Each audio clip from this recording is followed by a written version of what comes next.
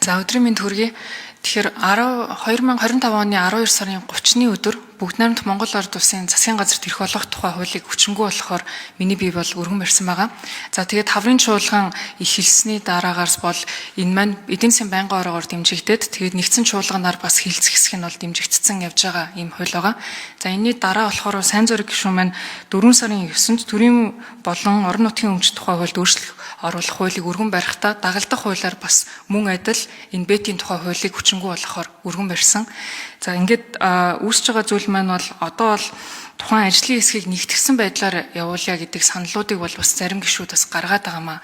За энэ дээр би бол санал нэгтгэхгүй байгаа. Яагаад вэ гэхээр өргөн барьсан он сар хугацаагач тэр хилцэх хэсгийн дэмжигдсэн он сараараач тэр энэ Бүгд найрамд Монгол Орд улсын засгийн газарт ирэх болох тухай хуулийн үзэл баримтлалынхаа хүрээнд тусдаа хилцүүлэгдэх нь зүйтэй юм а гэдэг байр суурьтай байгаа. Яагаад вэ гэхээр ер нь үндсэндээ энэ бэд томилдог байдлаар Монгол улсын үндсэн хуулийг зөрчсөн энэ хуулийг амьд байлгаад байх одоо ямар шаардлага байхгүй байгаа. Тэгэхээр энэ төрийн болон орон нутгийн өмчийн тухай хууль маань өөрөө маш том концепцийг дагуулж байгаа. Дээрээс нь нийтийн өмчийн тухай хууль гээд ахиад тэр хуультайгаа нэгдэж хилцүүлэгдэх ёстой гэд яригадаад байгаа.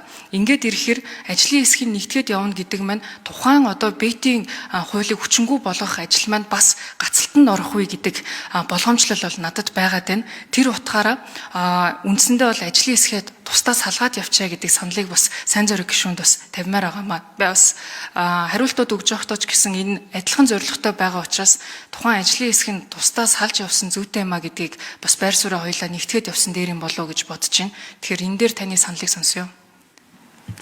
За хууль санаачлагч хариулъя. Сайн зөрөг шүү. Би цэнгүүн гишүүний саналыг бол хүндэтгэж байна уу. Яг хоо энэ ингээд агуулга ижилхэн байна, зорилго адилхан байна. Та хэд нэгтгэхэд яв гэдээ бас гишүүд хэлээд байгаа боловч цаг хугацааны үед бас бодолцоод үзэх юм бол цэнгүүн гишүүний хуулийг ч гэсэн хилцээд баталчих хэрэгтэй. За би одоо бас 8 гишүүнтэй санал өргөчөөд байгаа. Ариун заяа гишүүн, за Баасан Жаргал, Баярбаатар, Болормоо, Саранчулуун, Номин Чимэг инх цэцэг гэд бидний бас энэ хууль ч гэсэн одоо цэнгүүн гишүүний дээр давхцлаас бусдууд нь бол бас уг нь бол цаг хугацаа хүлээхгүйгээр энэ удаадаа бас иргэний хуулийнхын концепцтэй ч гэсэн нийцүүлээ шийдвэр гаргachиж болохоор л юм байна. Ингэсэн тохиолдолд засгийн газар улсын төрийн өмчт болон үйлдвэрийн газруудыг компани хэлбэрт оруулаад цаашдаа энийг олон нийтийн болох уу эсвэл менежментийг яаж сайжруулах уу гэдэг бэлтгэл ажиллаа хийгээд орон нутгийн түвшинд одоо баахан одоо бас төрийн өмчт үйлдвэрийн газар байгуулах чадж байгааг бас жоохон засах хумих энэ ажлыг ч гэсэн цаг алдалгүй хийж яхан зөв юм болоо гэж би хувьдаа бодож байгаа.